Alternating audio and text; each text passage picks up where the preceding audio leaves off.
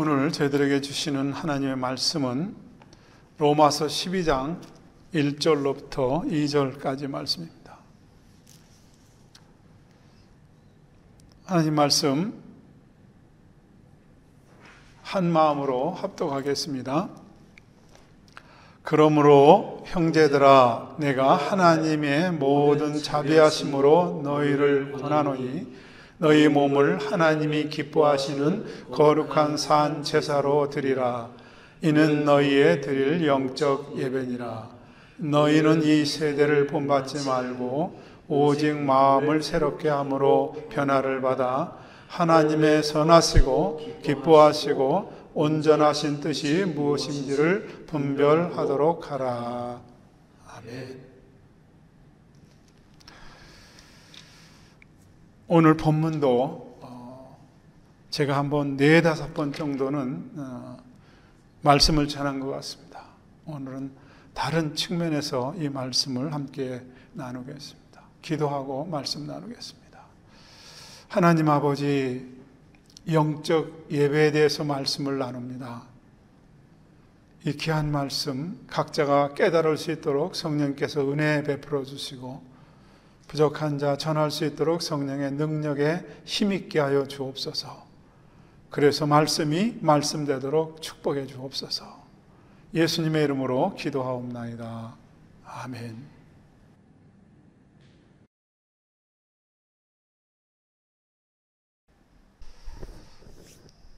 신약 성경 27권 중에서 13권을 바울이 기록했습니다.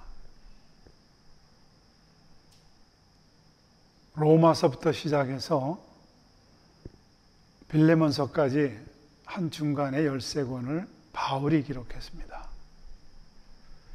예수님을 3년 동안 함께 따라다니며 동고동락했던 제자들도 마태, 베드로, 요한 3사람만 성경의 저자로 나와 있는데 예수님과 함께 하지 않았던 바울이 13권을 기록한 건 대단한 겁니다. 바울의 서신을 이렇게 쭉 면면히 살펴보면은 전반부에는 교리 부분이 있습니다. 믿음이 무엇인가? 구원은 어떻게 얻는가? 하는 그런 교리 부분이 있고요. 후반부에는 어떻게 살아야 되는가? 삶의 부분으로 나누어져 있습니다. 이러한 바울의 형식이 모든 서신에 비슷한 형태로 나와 있습니다. 오늘 이 로마서도 1장에서 11장까지는 교리 부분입니다. 믿음이 무엇인가? 무엇을 믿을까? 믿을 것인가? 구원을 어떻게 얻는가? 그리고 오늘 12장서부터는 그리스도인이 어떻게 살아가야 되는가 하는 삶에 대한 부분입니다. 오늘 삶에 대한 첫 부분이 너희 몸을 하나님이 기뻐하시는 산 제사로 드리라. 이것이 너희가 드릴 영적 예배다. 영적 예배에 대한 말씀을 합니다. 오늘 본문 1절을 보면은 그러므로 이렇게 해서 본문이 시작됩니다. 접속사 그러므로 이게 들어가 있으면은 앞에 어떤 것에 대하여서 그러므로 이렇게 해라. 그런 거 아니겠습니까? 그래서 로마서의 1장부터 11장에 있는 많은 부분들이 그러므로 이렇게 하라. 이것이 너희가 드릴 영적 예배다. 그렇게 이해하시고 연결해도 됩니다. 오늘 로마서 1장 16절서부터 17절까지 보면은 제가 읽어드리겠습니다. 내가 복음을 부끄러워하지 아니하노니 이 복음은 모든 믿는 자에게 구원을 주시는 하나님의 능력이 됨이라. 첫째는 유대인에게요 또한 헬라인에게로다. 복음에는 하나님의 의가 나타나서 믿음으로 믿음에 이르게 하나니 기록된 바 오직 의인은 믿음으로 말미암아 살리라 함과 같으니라.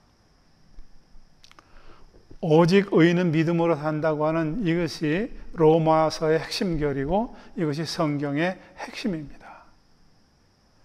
중세 천주교가 타락할 때에 루터가 이 말씀을 붙들고 종교개혁의 기치를 올리기 시작했습니다. 오직 의인은 믿음으로 말미암아 살리라. 이것이 핵심입니다. 그래서 이 로마서는 루터가 종교개혁을 하고 난 뒤에 주석을 썼고, 장로교의 교리의 기초를 만드는 칼빈도 주석을 썼습니다. 감리교의 시작을 했던 요한 에슬레이도 이 로마서에 주석을 썼습니다. 침례계 존 파이퍼도 이 로마서 주석을 썼습니다. 뿐만 아니라 설교의 대가라고 하는 마틴 로이드 존스 목사님이나 존 스토트 목사님, 그리고 한국의 많은 신학자들이 로마서 주석을 썼습니다. 핵심은 복음은 모든 믿는 자에게 구원을 주시는 하나님의 능력이 됩니다. 오직 의인은 믿음으로 말미암아 살리라. 그러므로 너희 몸을 하나님이 거룩한 산 제사로 드려라. 이것이 너희가 드릴 영적 예배입니다. 이렇게 그러므로 오늘 본문을 연결할 수 있습니다. 로마서 3장에도 보면은 23절로 24절에 보면은 모든 사람이 죄를 범하였음에 하나님의 영광에 이르지 못하더니 그리스도 예수 안에 있는 구속으로 말미암아 하나님의 은혜로 값없이 의롭다 하심을 얻은 자가 되었느니라. 모든 사람들이 죄를 범해서 하나님 앞에 나갈 수 없었습니다. 하나님의 영광에 이르지 못했습니다. 그런데 그리스도 예수 안에 있는 구속으로, 그리스도 예수의 십자가의 피로 말미암아 하나님의 은혜로 값없이 너희는 의롭다 하심을 얻은 자가 되었다. 그러므로 너희 몸을 하나님이 기뻐하시는 산 제사로 드려라. 이것이 너희가 드릴 영적 예배입니다. 이렇게 연결하시면 됩니다. 로마서 7장에는 사도 바울은 이런 간증을 합니다.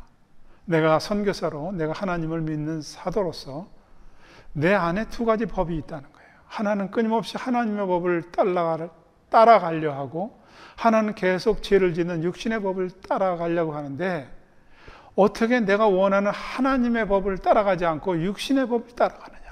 그래서 사도 바울이 오란한 공고한 사람이다. 이 사망에서 누가 나를 건져낼 거냐고 탄식을 합니다. 그러다 사도 바울이 그것을 깨닫는 게 있는데, 그것이 유명한 로마서 8장 1, 2절 말씀입니다. 로마서 8장 1, 2절 보면은 그러므로 이제 그리스도 예수 안에 있는 자에게는 결코 정죄함이 없나니 이는 그리스도 예수 안에 있는 생명의 성령의 법이 죄와 사망의 법에서 너를 해방하였습니다. 사도 바울이 하나님의 법을 따르지 않고 자꾸 죄된 생각으로 가는 자기를 발견하고 예수 안에 있는 자에게는 결코 정죄함이 없다. 이것은 그리스도 예수 안에 있는 생명의 성령의 법이 죄와 사망에서 해방했기 때문이다 하고 사도 바울은 그렇게 자기의 그 간증을 합니다. 그리고 로마서 8장 하반부에는 이렇게 얘기를 합니다. 하나님이 우리를 위하시면 누가 우리를 대적하리요? 누가 하나님의 택하신 자들을 송사하겠느냐? 누가 우리를 그리스도 사랑에서 끊을 수 있겠느냐? 우리를 사랑하시는 자로 말미암아 넉넉히 이기느니라. 죄와 사망에서 해방됐다고 얘기를 하고, 하나님 사랑에서 아무도 우리를 끊을 수 없고 송사할 수 없고 넉넉히 이긴다. 오늘 본문에 연결하면 그러므로 너희 몸을 하나님이 기뻐하시는 산 제사로 드려라. 이것이 너희가 드릴 영적 예배니라. 이렇게 오늘 본문은 매 절, 매 장마다 연결해서 그러므로 이렇게 연결할 수 있는 그런 본문입니다. 오늘 본문 1절로 다시 들어가 보면은 그러므로 형제들아 그랬어요. 이 당시 사도와 성도는 급이 달랐습니다. 그런데 부드럽게 사도 바울은 형제들아 이렇게 얘기를 합니다. 그리고 내가 하나님의 모든 자비하심으로 권하노니, 얼마든지 사도 바울은 자기 위치로 명령할 수 있었으나 하나님의 자비하심으로 너희를 권면한다, 권한다. 그래서 무엇을 권했습니까? 1절에 너희 몸을 하나님이 기뻐하시는 산 제사로 드려라. 이것을 권면했습니다. 너희 몸을 드려라 하는 것은 다시 말해서 너의 삶을 드리라는 겁니다. 지식을 드려라가 아닙니다. 너의 삶을 드리라는 겁니다. 너의 돈을 드려라 아닙니다. 너의 삶을 드리라는 겁니다. 너의 재능을 드려라 아닙니다. 너의 삶을 드리는 것이 영적 예배라는 거예요. 우리는 참으로 많은 예배를 드립니다. 한국 사람들의 주일 특심은 주일에도 2번 예배를 드립니다. 새벽잠을 자지 않고 새벽 예배를 매일 드립니다. 수요 예배를 드리고 금요 철야 예배를 드리고 그리고 모자라서 구역 예배를 드리고 각종 예배를 드립니다. 그런데 예배가 중요한 게 아니라 오늘 사도 바울에게 주는 말씀은 너의 삶을 예배로 드리라는 거예요. 이것이 영적 예배라는 거예요. 우리는 자꾸 육적 예배만 드리는데 아닙니다. 영적 예배가 있다는 거예요. 우리는 많은 헌금을 드립니다. 헌금 종류만 해도 수십 가지가 된다 그러는데요. 여러분, 이런 헌금으로 영적 예배를 드리는 게 아니라 너의 삶으로 드리라는 거예요.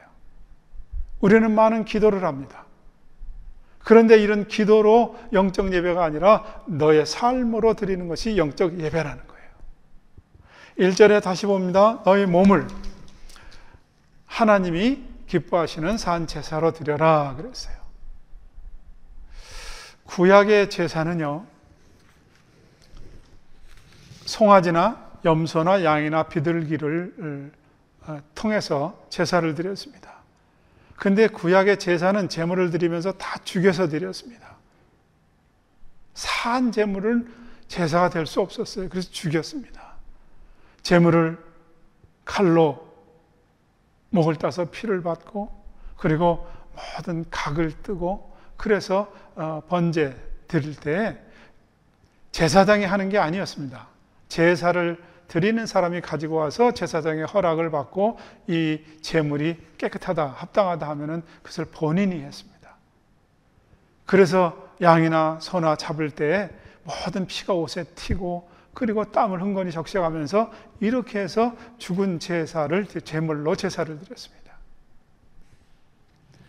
구경꾼은 옷이 깨끗합니다. 근데 희생제를 드린 사람은 땀으로 피로 이렇게 얼룩져 있을 수밖에 없습니다. 이렇게 제사를 드렸습니다.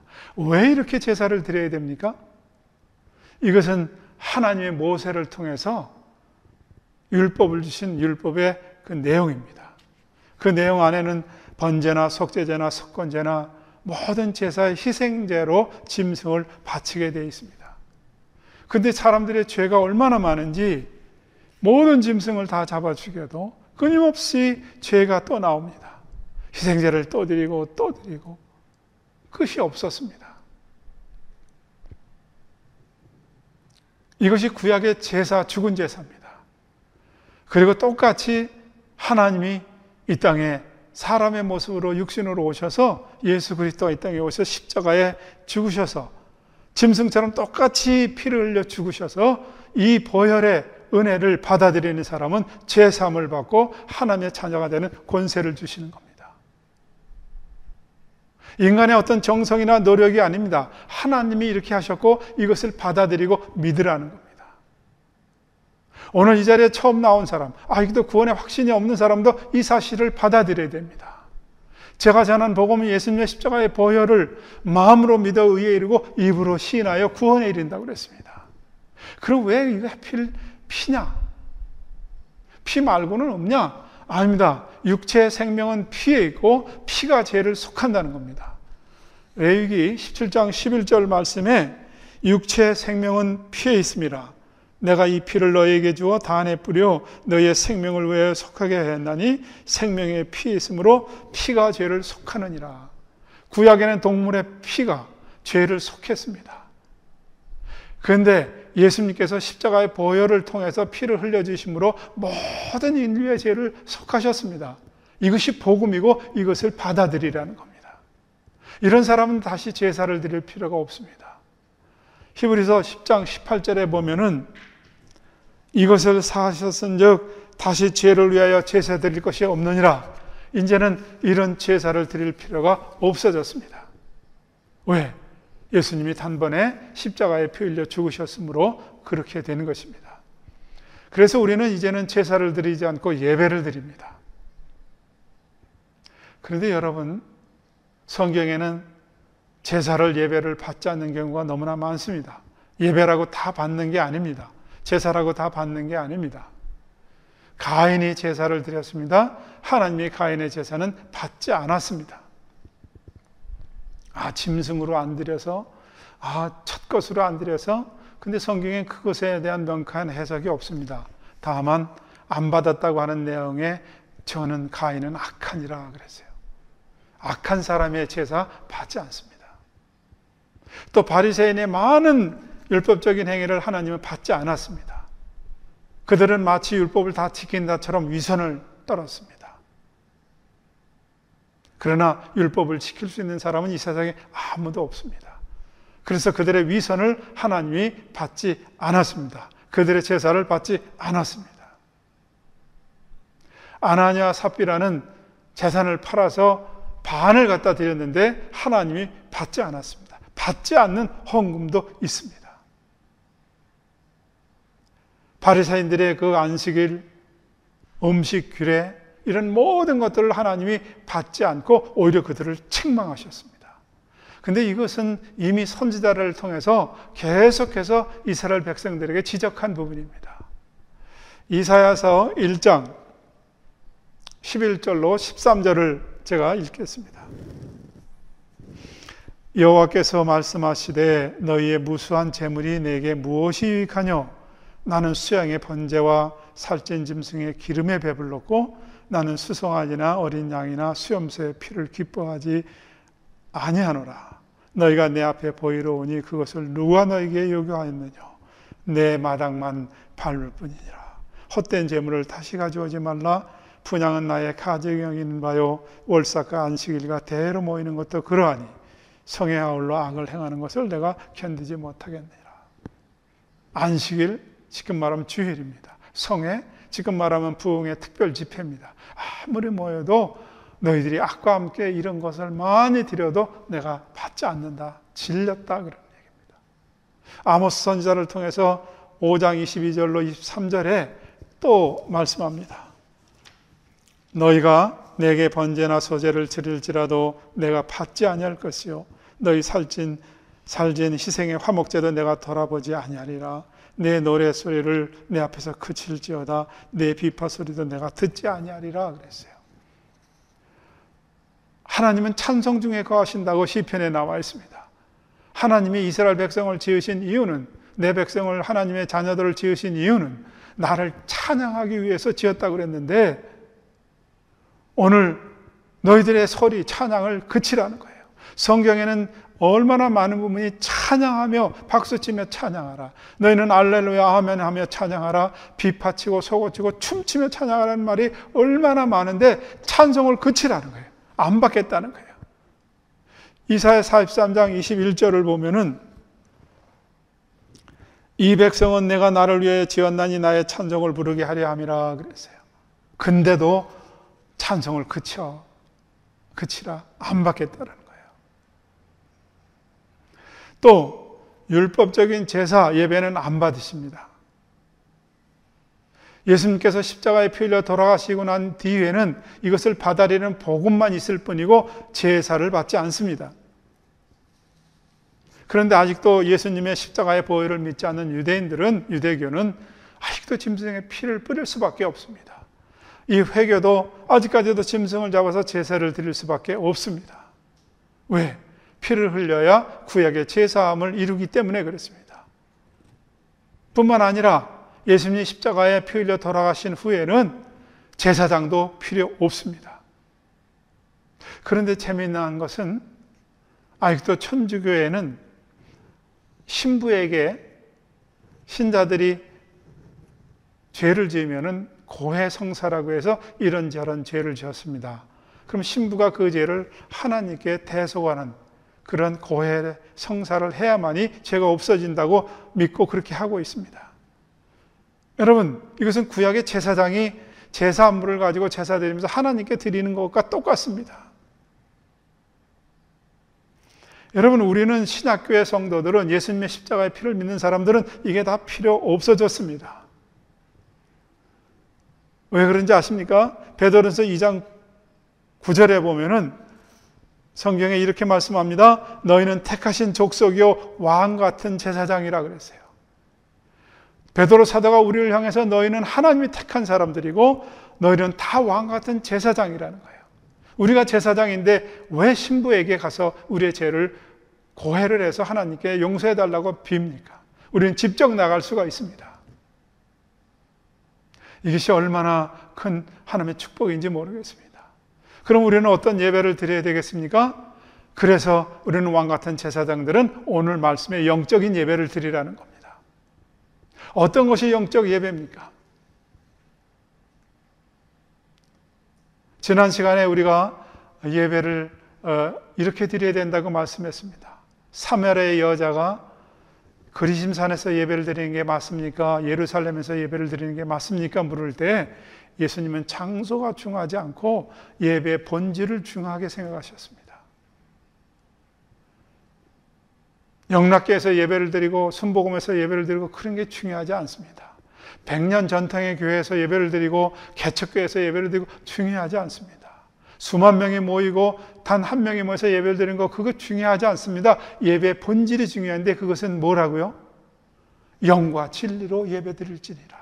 이렇게 예배하는 자를 하나님이 찾으신다고 그랬어요. 영과 진리는 뭡니까? 진리는 예수님을 말씀합니다. 예수님을 어떻게 해요? 성령의 도우심으로, 성령의 역사함으로 그렇게 예배를 하라는 거예요. 그 예배를 하나님이 받으신다는 거예요. 종교 개혁을 했습니다. 그리고 예배를 드립니다. 그리고 모든 사람들이 모여듭니다. 이것을 모이는 교회라고 말합니다. 거기에는 말씀이 선포되고 더 이상 의식이 아닙니다. 신부에게 죄를 용서받고 구해하는 게 아닙니다. 전부 다 모여서 하나님께 왕 같은 제사장으로서 예배를 드리는 거 모이는 교회입니다.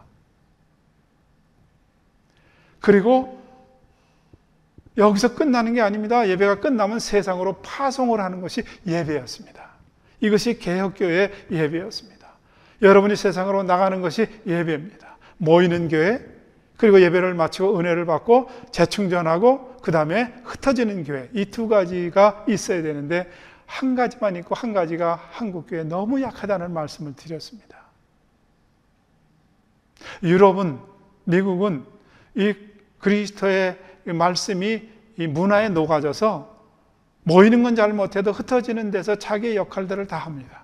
근데 한국 교회는 모이는 건 잘 아는데 흩어지는 게 상당히 약합니다. 하나님이 받으시는 예배, 이 예배는 영적 예배인데 어떻게 해야 된다고요? 여러분의 삶을 드려야 된다는 거예요. 너의 삶을 하나님의 거룩한 산 제사로, 죽인 제물이 아니라 살아있는 삶으로 드리라는 거예요. 6일 동안 여러분의 삶이 그래서 예배해야 됩니다. 세상은 어떻습니까, 여러분? 저울을 속여야 됩니다. 세상은 판칙을 해야만 됩니다. 새로운 세상은 눈을 찔끔 감고 나도 세상이 이러니까 그리고 나도 판칙을 해야만 되는 것입니다. 얼마나 힘든지 모릅니다. 말씀대로 살려고 하면 뒤처지고 말씀대로 살려고 하면 쪼다 소리를 듣고, 그런데 오늘 성경 말씀은 너의 몸을, 삶을 거룩한 산 제사로 드려라. 이것이 하나님이 기뻐하시는 산 제사고 하나님이 받으시는 영적 예배라는 것입니다. 하나님은 여러분을 향해서 그렇게 살라고 말씀합니다. 네가 손해를 보라는 것입니다. 내가 눈물을 흘리라는 것입니다. 내가 왜? 아니에요. 이것이 복음입니다. 예수님이 그렇게 사셨습니다. 제자들이 그렇게 살았습니다. 믿음의 선배들이 그렇게 살았습니다. 이렇게 예배드리는 것을 하나님이 받으시고 그걸 복이라고 하는 겁니다. 근데 우리는 예수 믿어서 자꾸 성공하고 부자 되는 거, 이걸 복이라고 생각하니까 이것은 종교입니다. 이것은 다른 종교에도 다 원하는 것입니다. 기독교는 이것이 아닙니다. 여러분, 왜 예배가 헛헛합니까? 여러분, 왜 예배가 목마릅니까? 여러분, 왜 예배가 공허합니까? 6일 동안의 삶이 없었기 때문에, 세상적으로 살았기 때문에 예배가 헛헛합니다. 여러분이 정말로 세상을 6일 동안 살아가면서 말씀을 붙들고 때로는 눈물이 나도록 때로는 손해가 나면서 끝까지 말씀을 붙들고 여러분 6일 동안 승리하고 와서 예배당에 와서 예배를 드린다고 왔다면은 앉아만 있어도 여러분 하나님이 위로 주시고 성령의 충만한 능력을 주시고 여러분 하나님이 여러분을 껴안아 주십니다. 목사가 별 설교 안 해도 은혜가 넘칩니다. 왜? 여러분이 6일 동안의 삶이 영적인 예배가 되었기 때문에 그렇습니다.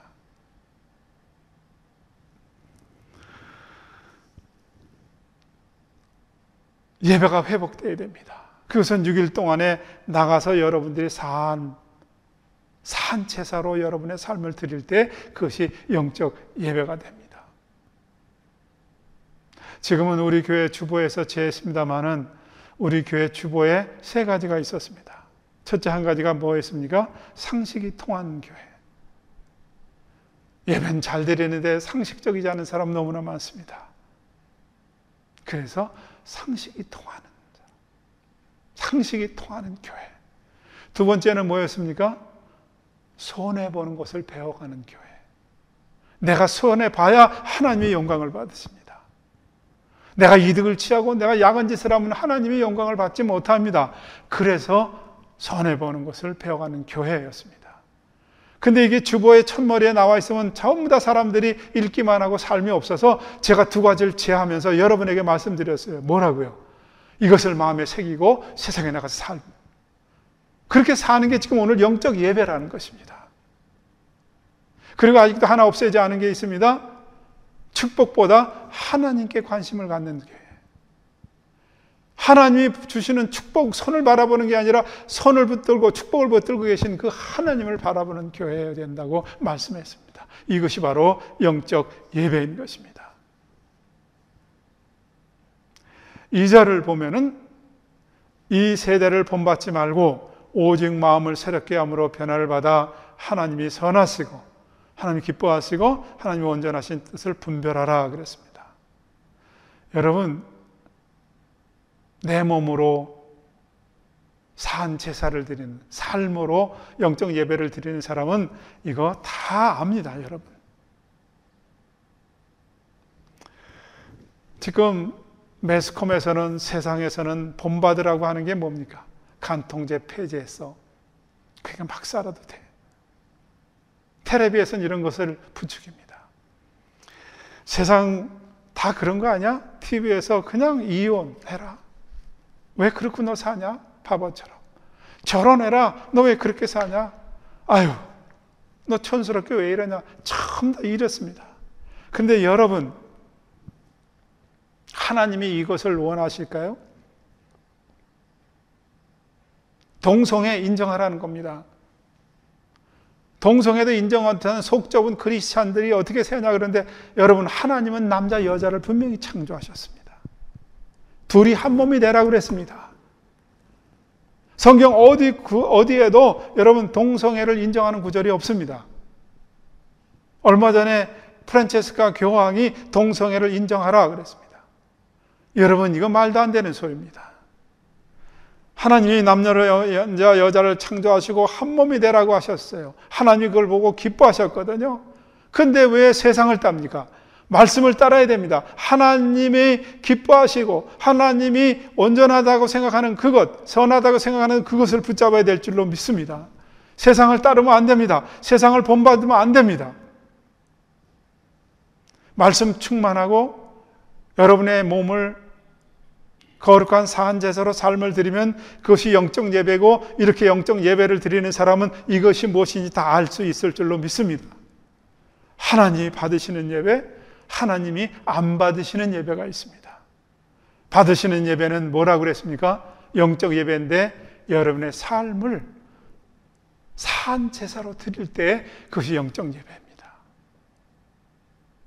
영과 진리로 드리는 예배, 이렇게 예배 드리는 자를 찾으십니다. 여러분이 종교에 머무르지 말고 이 세상에서 한몫 잡고 부와 성공을 잡는 이런 것이 아니라 말씀을 붙들고 주님 앞에 갔을 때 승리의 월계관을 쓸 수 있는 그런 성도들로 한 단계 업그레이드 될 수 있는 그런 말씀으로 여러분의 말씀이 담겨지기를 주님의 이름으로 축원합니다. 기도하겠습니다. 하나님 아버지, 영적 예배에 대해서 우리에게 말씀해 주시니 감사합니다. 이 귀한 영적 예배는 이 세상에서 6일 동안의 삶이 산 제사로, 삶으로 드리는 것이라고 말씀을 드렸습니다. 우리 모두 다 승리해서 그 승리의 기쁨을 주님께 갖고 나와서 예배를 드리는 우리 모두가 되어 영적 예배, 하나님이 받으시는 예배자 되게 하여 주시옵소서. 예수님의 이름으로 기도하옵나이다. 아멘.